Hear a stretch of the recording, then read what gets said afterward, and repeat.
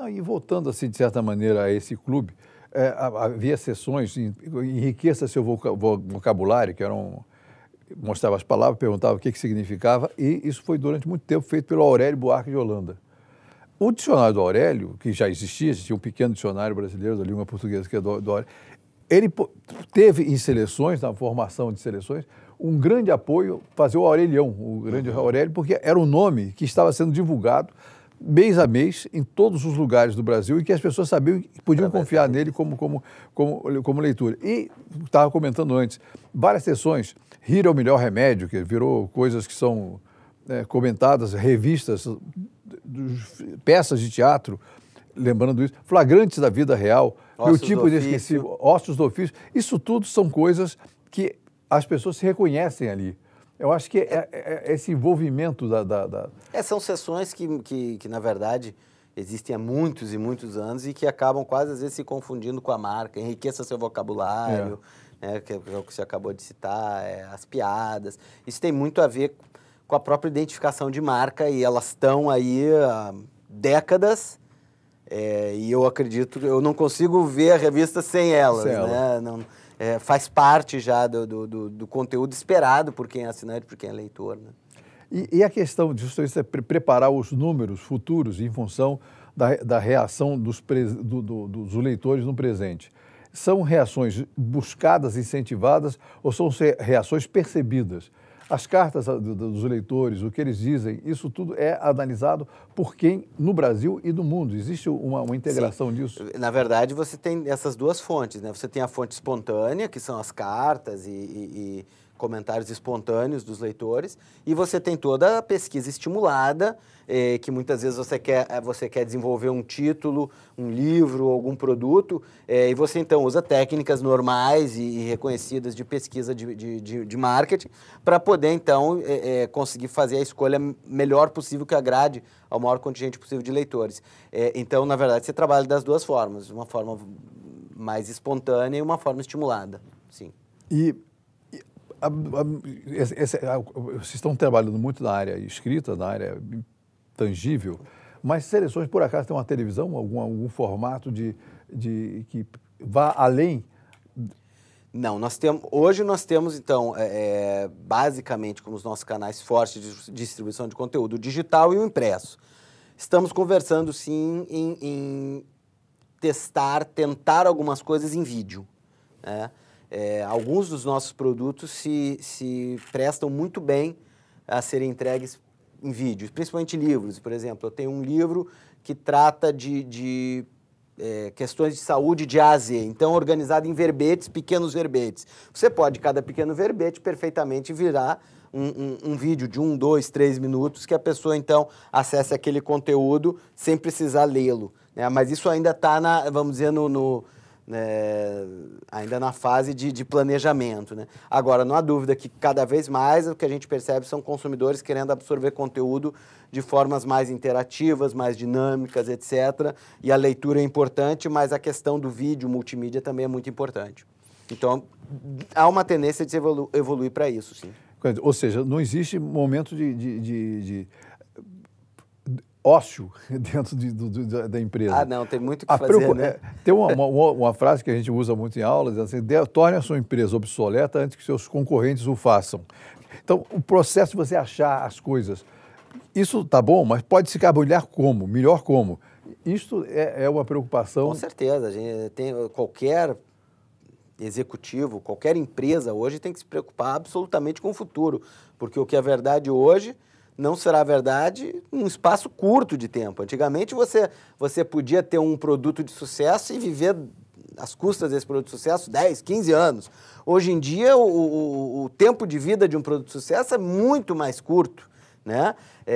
Isso em todas as indústrias, na nossa não é diferente. Então sim, a preocupação com o que vem depois, pensar o futuro, se adaptar, se preparar para esse futuro que é esperado, é absolutamente fundamental.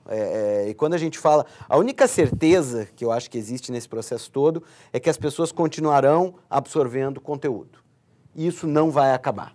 Agora, a forma, como vai ser entregue, como elas querem, em que volume, em que quantidade, em que periodicidade, tudo isso evolui. Tá? Agora, consumir conteúdo não. Isso é uma certeza. As pessoas vão continuar querendo se informar sempre, porque são seres humanos e isso é inerente ao ser humano. Então, isso a gente tem certeza. E a segunda certeza, nós sabemos fazer conteúdo que agrada aos clientes. Agora, o resto todo tem que ser reinventado a cada minuto. Pois é, interessante, porque como comentamos sobre os fundadores, né, DeWitt e Lyle Wallace, que eles fizeram exatamente isso, dar o conteúdo que as pessoas buscavam. No momento, só pegando o momento histórico, várias dezenas de revistas importantes surgiram e desapareceram nos Estados Unidos. Era uma luta de foice no escuro, porque era um negócio terrível. No entanto, essa revista permaneceu como se fosse assim um farol, um caminho para conduzir o processo de comunicação. E criou um estilo. Você acha que existe um estilo hoje, Reader's Digest, no mundo, ou o estilo Reader's Digest permaneceu algo muito particular do Digest? Não de ser algo...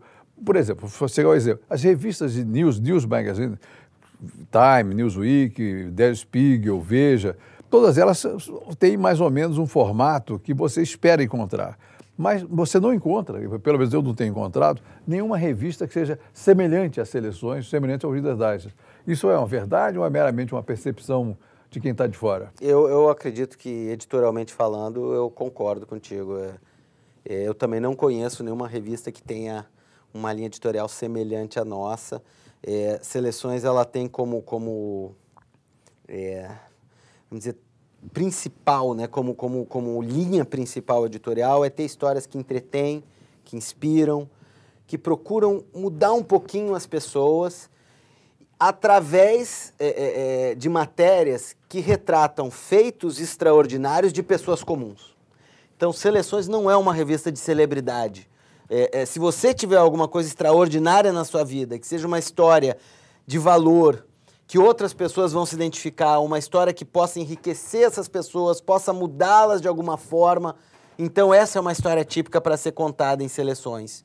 Né? Tanto que a grande parte das nossas matérias ela é contada na primeira pessoa. Né? É a história de alguém, ou alguém contando a sua história, ou então um jornalista contando a sua história, mas ela é centrada no indivíduo, com um nome, um local onde ele vive, uma história ao redor, e essa história, então, é universal. Aquele indivíduo é único, aquele local que a história aconteceu, aquele momento, mas o que ele está contando é universal e muita gente vai se identificar com aquela história. Talvez é o centro editorial da revista. E procurar, através dessa história, trazer uma mensagem, algo que te torne um pouco melhor. O que os nossos editores falam, né, que a gente acredita que se depois de você ler um exemplar de Seleções, você se sentir um pouco melhor ou tomar alguma decisão que te faça melhor, ou a tua comunidade melhor, ou ajudar alguém, etc. Isso é o que Seleções busca. É tentar, por mais pretensioso que isso seja, influenciar as pessoas a serem melhores. E isso contando histórias de pessoas comuns, que passaram por dificuldades e superaram dificuldades. E às vezes a gente está deprimido, está se queixando da vida, aí você lê uma história, nossa, não tenho do que me queixar, eu tenho que achar que está tudo muito bom, né? Então ela tem esse tom, muitas vezes emocional, mas sempre o emocional positivo, construtivo. Né? Eu não vejo muito isso, posso estar enganado, obviamente não conheço todos os títulos, mas não, a gente não vê isso como linha editorial, né, em nenhum outro título. Eu diria até que esse foi o grande erro das pessoas que copiaram o formato, achando que o formato conseguiria resolver o problema das revistas que tinham a mesma maneira de ser de Seleções, mas sem ser Seleções. Era o formato do Sputnik é exatamente o formato de Seleções e que acabou com a tiragem gigantesca na União Soviética e que acabou não dando certo no mundo. Agora me diga uma coisa, numa escola como a nossa, a Escola Superior de Propaganda e Marketing, como nós poderíamos dotar os nossos alunos de mais envolvimento, de mais conhecimentos, de maneira que eles pudessem também se transformar em grandes propositores e grandes interessados nessa evolução? Porque uma coisa aqui, como eu dou uma matéria que é marketing direto, comunicação dirigida, existe uma visão meio esquisita, mas isso é uma coisa meio do passado. Claro, quando a gente pensa que em 1922 foi uma mala direta feita em mimeógrafo, que gerou os primeiros 15 mil primeiros assinantes, parece que toda a comunicação dirigida se foca apenas nesse aspecto físico. Mas nós estamos vendo que o lado digital que está crescendo cada vez mais está existindo. E vocês têm essa visão de futuro colocada dentro da empresa de seleções para pensar o que vai acontecer conosco daqui a 10 anos, daqui a 15 anos? Como é que vai ser o nosso formato operacional? Gente dispersa, trabalhando em casa, não sei. Essa evolução dos negócios que são tão mutantes hoje em dia. Não há dúvida que hoje, como eu já falei, o marketing direto, bom, primeira coisa, mas direto no Brasil é uma indústria que cresce a taxas muito altas, tá? E grande parte se deve ao fato da universalização do uso do canal digital, da internet, etc., ferramentas digitais, que é, como eu falei, que permitem esse marketing direto mais bem executado, ou executado com excelência. Não há dúvida que, se você quer falar com uma pessoa de forma pessoal, né, realmente pessoal e não generalizada, o canal digital te dá todas as ferramentas para fazer isso. Então, o marketing direto como ciência, como matéria, ele traz uma série de aprendizados que são perfeitamente migráveis de um canal físico para um canal digital. E o canal digital te permite muito mais excelência na execução dessa matéria, tá? Então, quando eu digo, por exemplo, seleção do melhor produto para oferecer para o Pilborges. Bom, eu sei que o Pilborges se interessa por saúde, então eu tenho um determinado livro que pode servir para você, mas eu dificilmente, fisicamente, vou fazer uma oferta só para você, porque os custos envolvidos numa oferta física individual são astronômicos. Então, você acaba tendo que, dentro das limitações de escala, generalizar ofertas quando você usa o canal físico. Quando eu estou no canal digital, isso não é necessário. Eu posso oferecer um livro para você, um livro para cada pessoa, de acordo com as necessidades e com os gostos dessa pessoa. Então, eu posso ter ofertas totalmente personalizadas. Isso é realmente a personalização que o marketing direto sempre pregou, né? Então, você consegue chegar no nível de excelência maior. E eu acho que também não há muita dúvida que está se caminhando, né, para cada vez mais as pessoas terem esse canal digital presente nas suas próprias vidas. Se fala até muito já da eletrônica vestível, né, que você vai estar sendo monitorado todos os minutos, a quantidade de dados que isso vai gerar é imensa, tem que saber trabalhar esses dados, o local onde você está. As possibilidades que isso traz em termos de publicidade são imensas, bem como a discussão ética de se utilizar essas informações também é algo que ainda tem que ser mais debatido e discutido, né, a partir do momento que você corre riscos de invadir privacidade. Mas quando você olha, como você me perguntou, daqui a 10, 15 anos, é inegável que vai ser um negócio muito assentado nas possibilidades que o canal digital dá e que traz uma ferramenta que é o nirvana para um marqueteiro direto. É o sonho dourado. É o sonho dourado, exatamente. Mas diz uma coisa, essa questão de você ter os concursos, as premiações. Você compra um produto, mas compra aquele produto podendo concorrer a milhares de reais, carros, automóveis, qualquer coisa.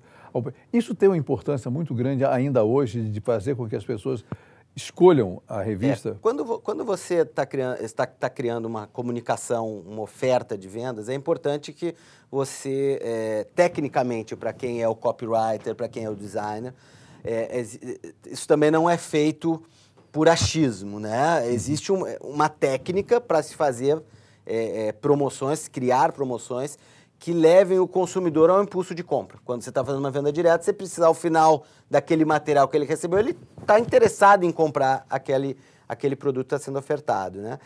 E para isso, você precisa de ter, dentro da peça promocional, alguns elementos que são fundamentais. O primeiro elemento, por exemplo, é gerar interação com o leitor. A pior peça de marketing direto é aquela que não gera interação. Porque se ao final você quer gerar um impulso de compra, você quer que ele faça algo na sua direção, você precisa, desde o início, trazê-lo para próximo. Tá? Enquanto mais interação você tiver com aquela pessoa que está lendo aquele material, melhor. Então, aquilo que se chama a geração de impulso, que nos Estados Unidos se fala muito drive to action, é absolutamente fundamental.